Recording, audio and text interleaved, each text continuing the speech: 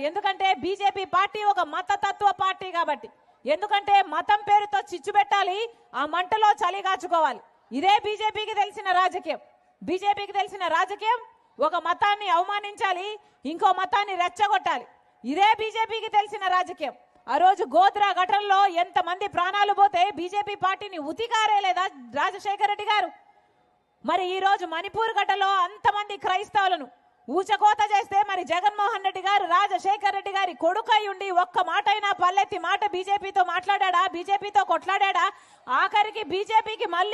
మళ్ళీ no confidence motion పెడితే బీజేపీకే మద్దతు ఇచ్చాడు అంటే ఈయన రాజశేఖర రెడ్డి గారి వారసుడా లేకపోతే బీజేపీ వారసుడా ముమ్మాటికి బీజేపీ మోడీకి దత్తపుత్రుడుగా మారిపోయాడు జగన్మోహన్ రెడ్డి గారు ఇంత అన్యాయం చేస్తున్నారు మన రాష్ట్రానికి ప్రత్యేక హోదాను తాకట్టు పెట్టారు రాజధానిని తాకట్టు పెట్టారు మన బిడ్డల భవిష్యత్తును రాష్ట్రాన్ని మొత్తము స్వప్రయోజనాలకు తాకట్టు పెట్టారు